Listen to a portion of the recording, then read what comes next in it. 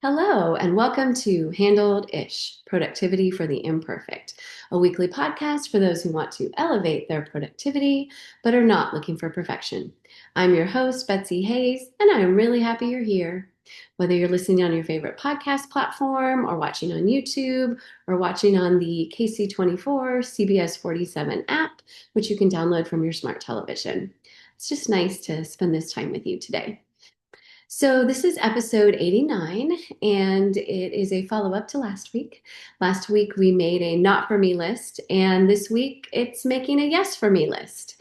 And just like my hypothesis was last week would be empowering, I actually think this week is going to be more empowering because now that you've really given some thought to things that are not for you, let's really focus on what is for you, right? What are the things that you do that do give you energy? What are the things that you do that are life affirming?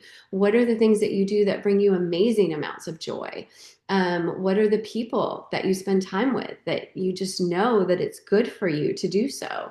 What are the activities that you just want more of in your life or truly, truly value and want to make sure that you have time for? You know, what is the food that you enjoy more than anything else? Whatever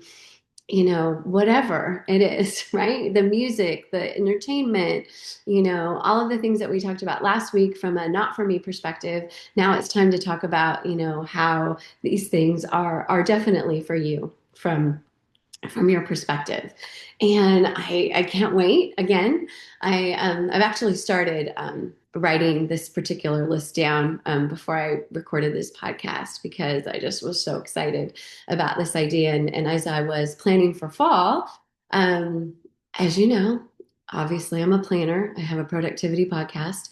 But it's really fun for me to have things on the calendar that I'm looking forward to. And so I was thinking about that this morning, working on my fall calendar, figuring out what is yes for me as far as, the upcoming holiday season. And yes, I know it's early, but it brings me joy to have things on the calendar. And so that's a yes for me, right? Planning and having stuff on the calendar is a yes for me.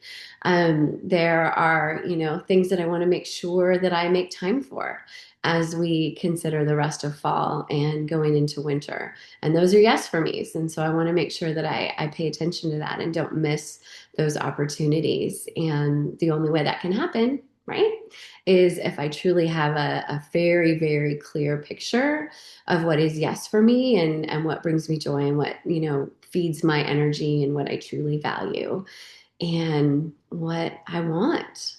So, all of these questions are really, really great filters. Again, we have a finite amount of time, right? 168 hours every week, which is plenty to get done most of the things that we want to do. If we look at life in seasons, right? We can't do it all right now, but God willing, we're here for a while and life is long and we can, figure it out. And it's important to think about the season that we are now and what our main priorities are and what is truly yes for us and figure out how to make that happen. Because, I don't know about you, but having a 168-hour week that is full of a lot of things that are truly yes for me, oh my gosh, it sounds like literal heaven. And, that's what I, continue to work on. So I think that it might benefit you too to sit down and ponder, what are my yes for me's. Similar to last week when we did our not for me list, first wave is the things that definitively are for you, right? Definitively, small, intimate gatherings are for you. Definitively, concerts are for you, but not in a huge venue, in a smaller venue, or concerts for you in a huge venue. You're like a stadium person and want to do that. Going out to different types of cuisine is for you, experimenting, you're a foodie. Or alternately, right? Having a regular place to go is for you. What are the things that definitively are your thing? And what else can you add to that list as you go throughout your week, as you go throughout your life, as you have these experiences that you are finished and you think, oh my gosh, that is something that, I'm energized, I'm fulfilled, I'm happy, all is good. let's make sure that's on our yes for me list. And if there's an opportunity to rinse and repeat, right, and do that again, let's try to figure out how to do that. Um, Life is so busy and there's so much opportunity to go, oh yeah, shoot. I really wish I would have done that again or more repeatedly or whatever. And then the opportunity passes and we haven't done it because we haven't been intentional about what those yes for me's are and how important they are truly to us. So, first, what is truly yes for you right now?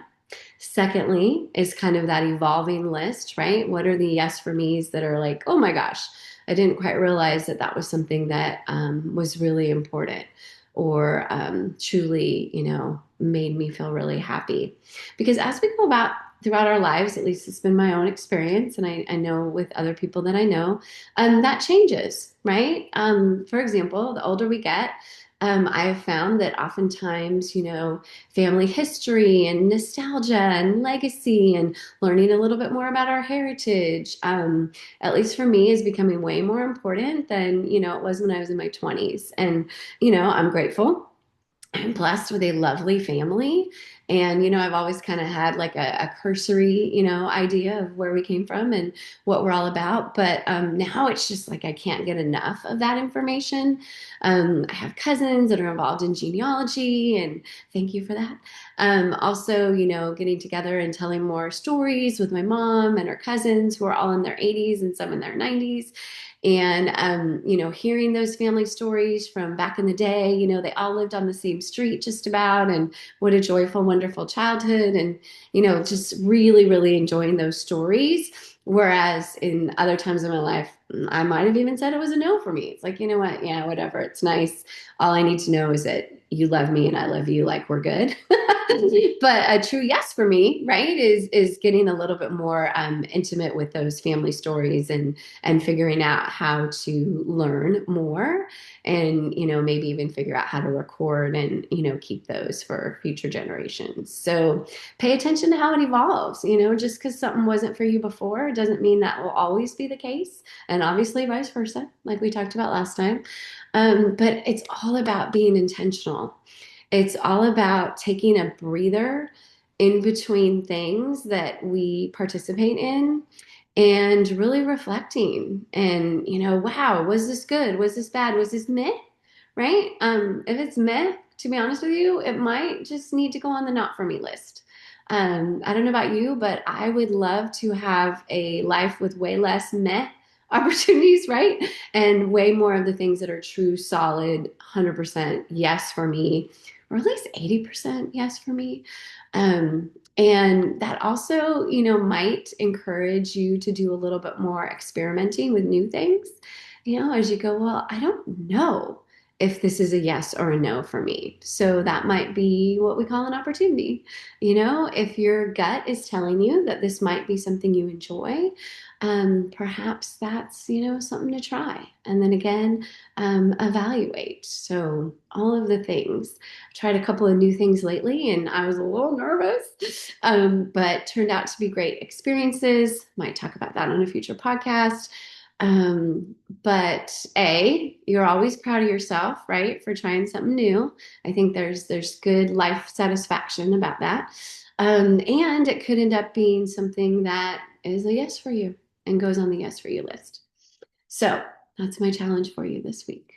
Have the most fabulous week.